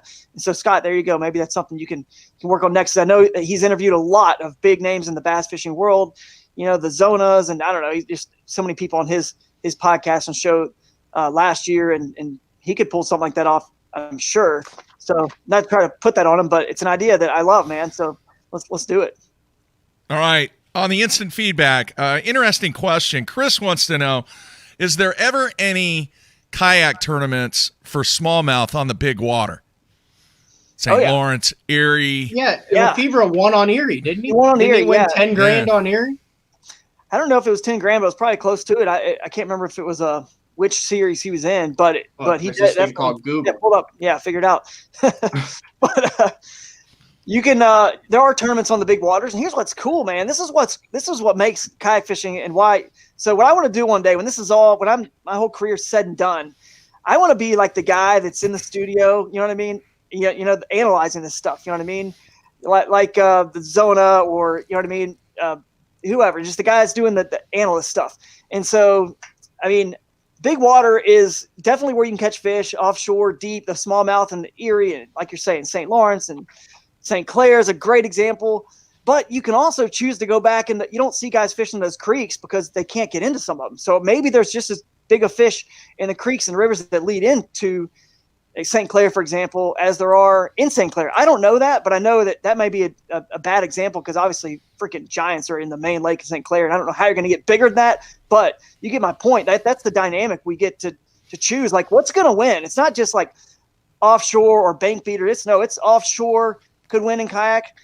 On the bank could win, but then you could also be like way out in some way far away wild creek or swamp could win. It's the dynamic of which one's going to play, and typically the bigger the ocean, the bigger the fish, the bigger the lakes and the bodies of water, you do find a lot of your biggest fish, like your Kissimmee chain, Toho, your bigger 10-pounders don't come from the little creeks, man. They come from the main lake, where that big food base is. So it's a pretty cool dynamic, and I'd love to be, one day just kind of analyzing and breaking it all down, like what's going to win. Like the fish in the creeks might be a little easier to catch, but they may not be quite as big. So could that win in this tournament or not? And to get back to the person's question, man, I feel like there are several tournaments on, like this year we have one on Erie. Kayak Bass Fishing has one on Erie, East West Harbor, And there's one on St. Clair they have, Kayak Bass Fishing, which I'm going to have to miss because the Classic changed and now the Bass Nation Kayak Championship changed. So I'll be in Louisville instead of St. Clair, which I'd rather be, obviously, because I've never fished St. Clair. But my goal is still going to be I'm going to try those creeks and see what happens. But the kayaks can still hold with the motor. You still have spot lock. You know, you can still hold out there. You can still go to spots. And people will brave, in some weird ways, some kayaks handle some bigger waves better than based on the spacing between the waves, even better than a lot of boats can. And it's nuts. And we're used to getting wet and there's scupper holes that drain the water out. So it just like you guys have a bilge pump, but it's not like we're going to sink, these are sound vessels.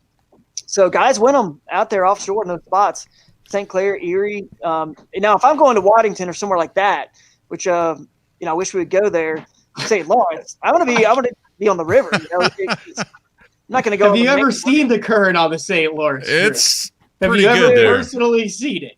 Yeah. Yeah, but you got to understand, like I've been kayaking a long time, and I've been in when you get rain and the volume of water. Yeah. I mean, I've done stuff that, dude, I've been behind. I shouldn't even talk about this because it's probably not smart. I don't want to encourage other people to do it. I've been behind. The boils that come out of the dam, like the TVA. Yeah. I've gotten through that insanity when they're ripping, and I've gotten through it, and I'm behind it where you can get in those little cuts that you can't even get to in boats and things like that. I've been in a lot of class 3 and 4 rapids in kayaks, and nothing really. You can find little eddies. The thing is, the kayak's small, man, like 10, 11, 12 foot. You can tuck in behind stuff, and you can get out of the way.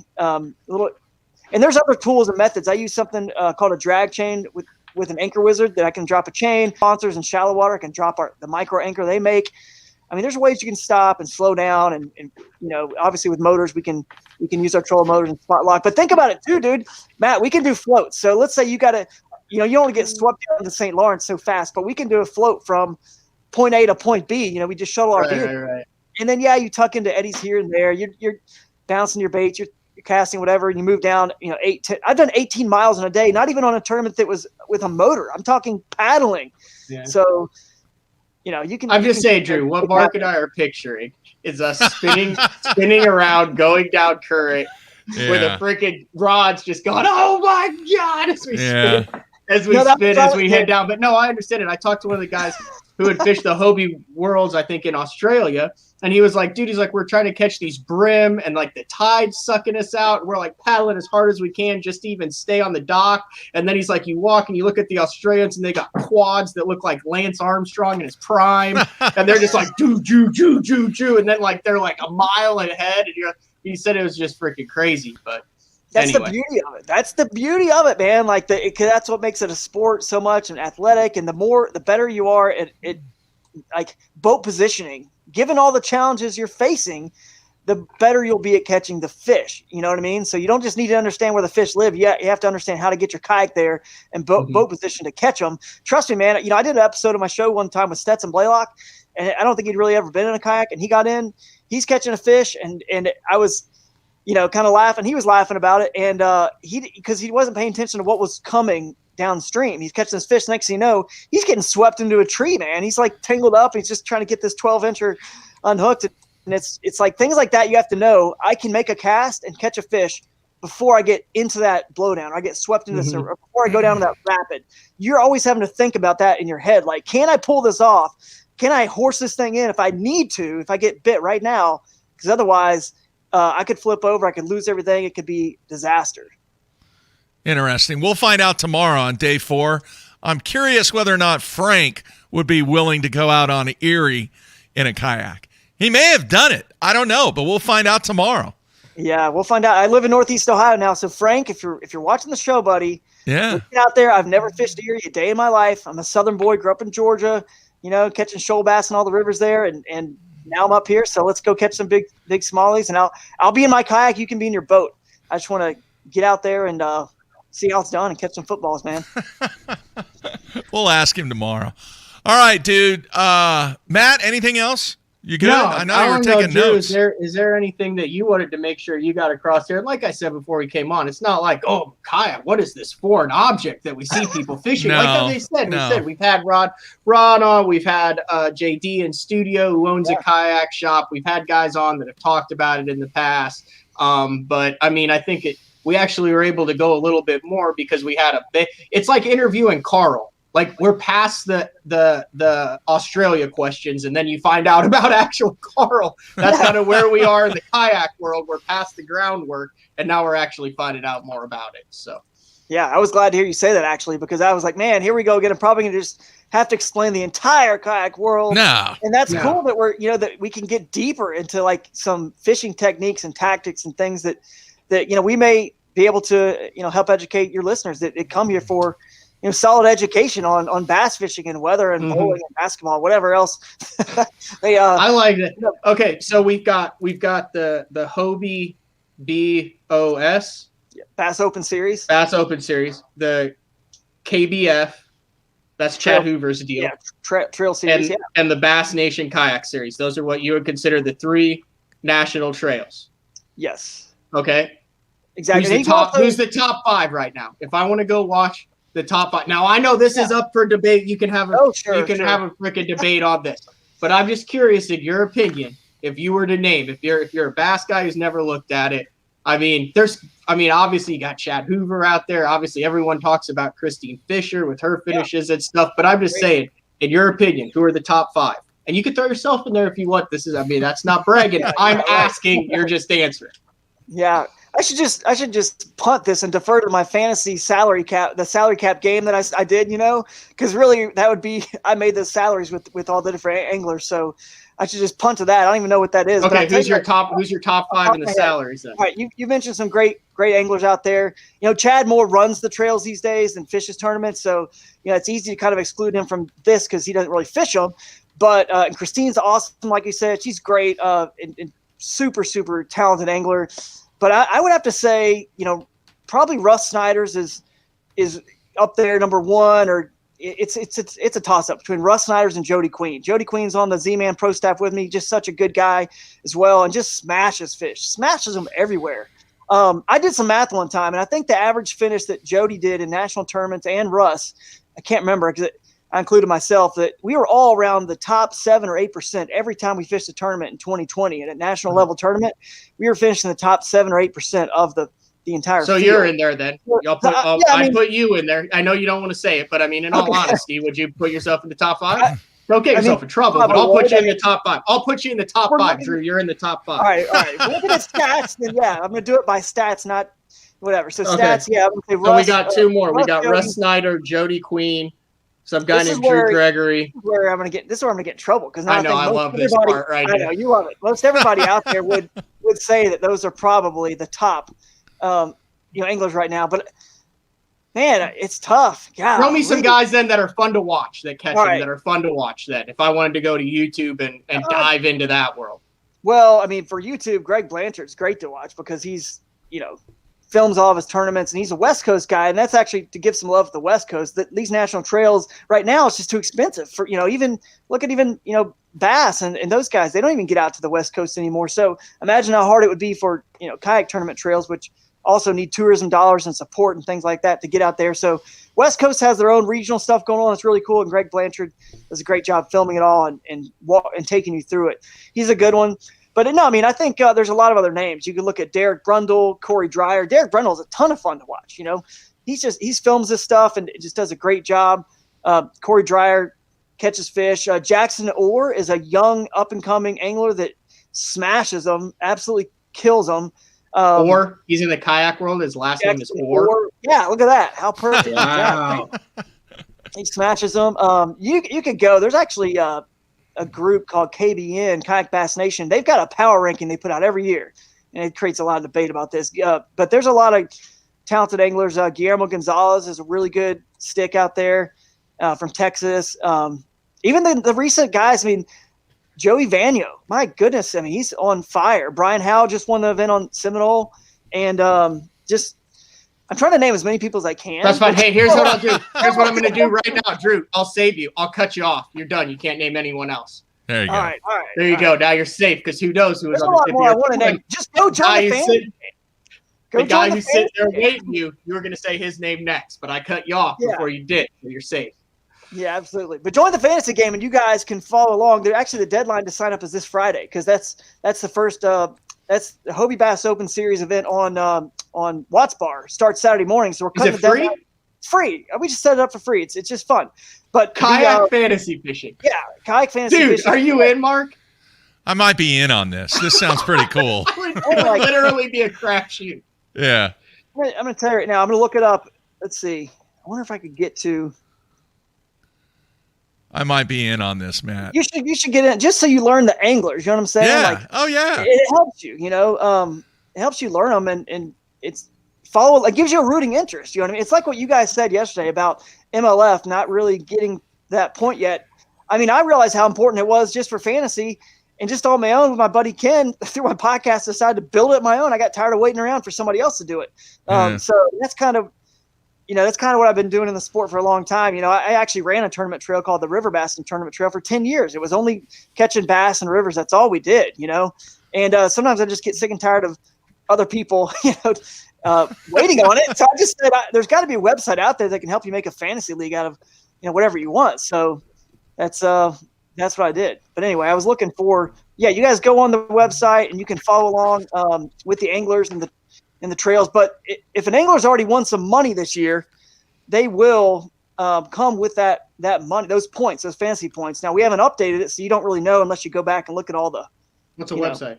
It's it's fantasizer.com. Fantasizer is FANTASIZR.com. And then you actually can go on their homepage and scroll down and find the Fantasy Kayak Bass League. But I'll put a link to it on my social media. Most of all my social media is just Drew Gregory Fishing. Yeah, I'm going to go through Drew Gregory Fishing and fantasizer.com. That sounds risky. I'm just saying. You spelled it the wrong way. Absolutely. Wow. But I'm trying to pull up now. If we got a second, I do want to pull this. Yeah, we got as much time. Jeffrey's just snowed in. I'm snowed in. Yeah. I'm going to edit my team. Here we go. Edit my team. Click on. Here we go. Set lineup. That's what I got to do. Set my lineup. Okay. So here we go. In order of the most expensive. See, I'm trying to dig myself out of trouble here. Jody Queen and Russ Snyder are both at $15,000. I'm at $11,500. Cody Milton. There's a one I forgot. Good dude. Just an absolute stick for $11,000. Brian Howes at $10,500. Derek Brundle $10,500. Jackson at $10,500. Corey Dreyer $9,500. Joey Vanyo at $9,500, Ron Champion at $9,500, and Zach Hall $9,500, and $9,000 is Christine Fisher and Jason Broach. So you got a limit of how much you can spend. So it's like the old FLW fantasy back when Hulk Hogan pimped it. Yeah, absolutely. You just pick your guys for the entire year. So we don't do it event by event because, dude, I only have so much time I can put into this, and nobody can help me out. So I'd love to do it event by event, but we just do it for the whole year. And hopefully this year we're going to see several people. I'm hoping for 4, 5, 6 people busting $50,000 in earnings, because our earnings are all dependent on how many entries. Is that what it goes by? Your fantasy points goes by money earnings? Yeah. So 175 people were at Hobie Bass Open Series on Lake Seminole. And I think Kayak Bass Fishing kickoffs down in Kissimmee had around 150 people. So the more people we can get in these tournaments, like the Kayak Bass Fishing National Championship, for example, the years I'm talking about where I got second, I beat like 750 people to get second. The only person I didn't beat was Mike Elsey, who won. We're talking like huge numbers of people, 5, 6 to get, in payouts that level. You got to have a lot of numbers of people. So especially when your entry fees are just a couple $100, $200-$300. So I'm hoping to see a lot of people bust $50,000 this year, and then have hopefully entry fees increase next year to where it can become a little bit more of an elite level and just keep growing. So is it too late to get into the fantasy this year? You said they've already had a derby or two? We've had derbies, but here's the deal. I've left it open, but we haven't put the points to those anglers. Oh, I got you. So we don't even know. I got you. But here's the deal. You can go on to Tourney X app or the Fishing Chaos app, which run, and you can see how much money these people have earned. But here's the thing. I already know how much money they've earned, and I adjusted their salaries. I see. I moved them up. So some people are probably over the $50,000 cap now, but their team was already set. So they might even be, one of their anglers did well and then their salary went up. But if you want to go and change your lineup right now, you still can if you're in the game. But, their salaries have been accounted for. Like Jody Queen won $10,000 at something called the 10, which is sort of one of those big one-off events that Kayak Bass Fishing puts on. It's the goal for everyone who fishes that trail to get into the 10 house. It's kind of like a real world house, you know what I mean? With all the guys in there and they film it. It's a show. And the winner wins $10,000. Everyone's guaranteed $1,000 if you get into it. They take the top 10 in the AOY standings to figure out who gets in that house. And then you just get the royal treatment thrown at you. I mean, if you go look at some of those guys' posts about the stuff they were just getting into the house and the exposure of being on TV and then winning, a lot of money. Obviously it's kind of one of your goals, not just to win the AOY, but win, to get into that house and try to win the 10 as well. So pretty cool stuff. All right. Very cool, man. Can't thank you enough, Drew, coming on the show. Now, anybody out there, they want to follow you. Where do they need to go? What do they need to look at? Yeah, pretty much just Drew Gregory Fishing on all the social media platforms. The podcast is the only thing that's different. Hooked on Wild Waters is the name of that one, and we're on most of the major platforms. So, and I just started using this like you guys do, this platform where you can do stuff live stream. Yeah. So excited about that, and then throw the audio version over as well. So yeah, go check it out, guys, and love to see more folks out there getting involved in this. I'm telling you, we don't judge. You come out there with a $200-$300 kayak, we don't care. I mean, you may win the thing. We don't know. It's all about just getting out there and getting to some wild places. And as we say at Crescent Kayaks, our hashtag is live in the current. So we just want you to get out there, live in the current, and just enjoy God's creation and have a little fun. Make some new friends. Very cool. They need to go to Joe Pool, Matt, instead of Louisville. Louisville's going to be a disaster. They need to go anywhere instead of Louisville. Joe Pool would be really, really cool. It's just outside of Fort Worth. Perfect place. Great kayak. Yeah. You go talk to Bass about that. Ditch next to the I-35 highway that goes past Louisville would be a better place. Oh, that is going to be insane. All right, Drew, man. Thank you so much for taking time out. And, hey, we'll try and get you on here maybe, once every 4 or 5 weeks. Just give us an update on what's going on in the kayak world. Yeah, absolutely, guys. I'd love to do it. And thanks for having me on. I appreciate it. All right, man. Take care. See you. All right. I'll tell you what, though. In all honesty, there's a lot of water on Louisville that the wakeboarders can't touch.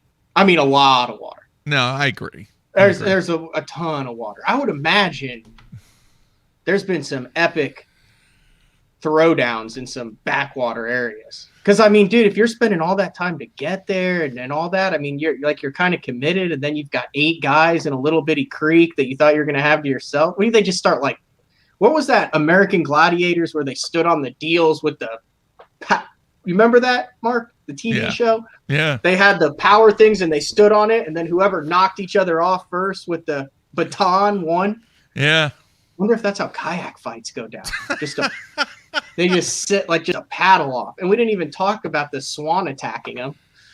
That was the big thing. I was talking about when animals attack. Yeah. Have you ever seen that guy who's kayaking and then that giant ornate swan is just all over his grill? I'll have to show it to you. It's got like 9 million views on YouTube. Send it to me. Send me the link. He's like fishing, and then there's just this angry swan, like a fancy swan. Oh, okay. Yeah. Like one of those. Off? Yeah, where like you don't know, you have so much money, you don't know what to do with. So you're like, hey, I bought a swan for the pond. You know what I mean? Along with my tiger and my giraffe. Yeah, I get it. It's like a Bob Stoops pond swan down there. Oh, okay. You know what I mean? I get it, man. I get it. They're not seagulls, definitely. Yeah, that was Drew, and we never asked him about it. Yeah. I could have gone on and on, so. We'll have him on again, man. Good stuff there. Learned a lot. Just can you pull YouTube up? Yeah. Hold on. Let me see here. Are you getting out today at all? Are you going to try and get out? Google swan attacks kayaker. It is the very first thing that pulls up. Okay, hang on. We have to get through the StreamYard ad. Yeah, I'm on it right now. And then the attack. Oh, it actually might be a duck. I don't know what it is. It's something ornate. Yeah, How many years ago was it? 2010. Oh, he's talking. There's a bunch of them. No, it's the very first one. Just Google Swan attacks kayaker. It says goose. Oh, goose attacks pro kayaker. Yeah. Oh, okay. There it is, right there. Goose, right. Swan. It's ornate. Go to the 50. Go to the 51-second mark. 51-second mark. Okay, hang on, and then I'm going to try and throw this up. Hang on, let me get over here.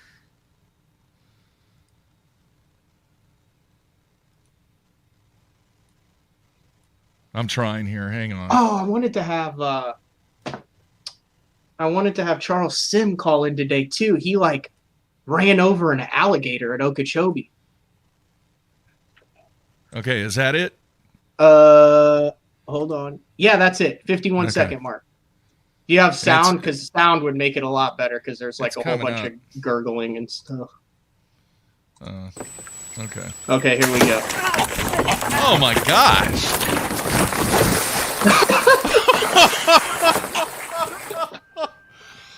Oh my gosh. Okay, maybe it's not as ornate as I remembered it, but I mean, that's a domesticated bird, isn't it? Wow.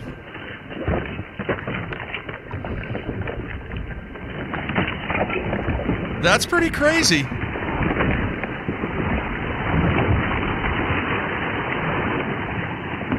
Wow. There you go. What kind of bird was that? Was that just an angry goose? White goose? Some kind of goose. I would have guessed an ornate swan, but it's apparently a goose. Yeah. An angry white goose. That goose's name was Karen. Jeez. That was pretty funny, Karen, man. like that. Yeah. You know what I mean. I gotcha. All right. Oh, it's a tamed white-fronted goose. Thank you, Kyle. People know everything on this show. That's awesome. I'm actually going to try and get out today, Matt. I'm going to four-wheel it a little bit and see if I can get out of the driveway. I've got about drift-wise toward the garage. I got about probably 2.5, 3 foot of snow. Don't do you are in your 50s. Don't start shoveling snow and then No. You know what I did? I bought a snowblower? Yeah. No. The leaf blower, because the snow is so fluffy. Ah, it's brilliant. It just blows right off. It's brilliant. So someone's saying that's definitely not a white-fronted goose. I've Googled a lot of things I didn't think I'd Google today. All right. White-fronted goose.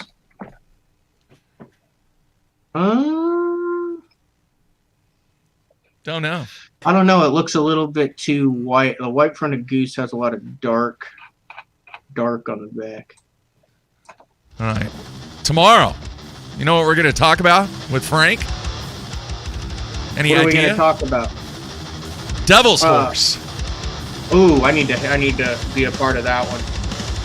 I believe it's called a white domestic goose. You're stuck on this goose thing, aren't you? Boy, they really went out on a limb with that one.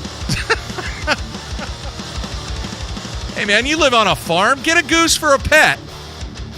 There's been some Canadian geese on the pond before it froze over. Do they do well in the snow? I don't know these things.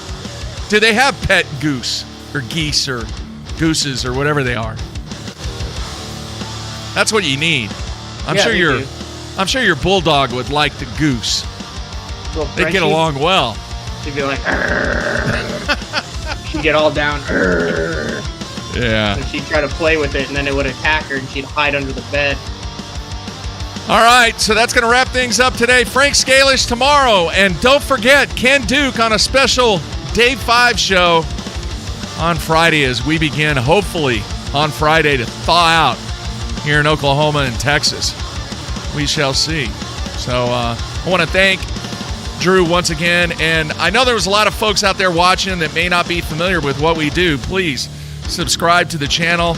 Greatly appreciate you watching today. And if you're listening to the replay on any of our podcast platforms, specifically iTunes, make sure you leave us a review and a rating because it helps us out immensely. That's it. We're out of here.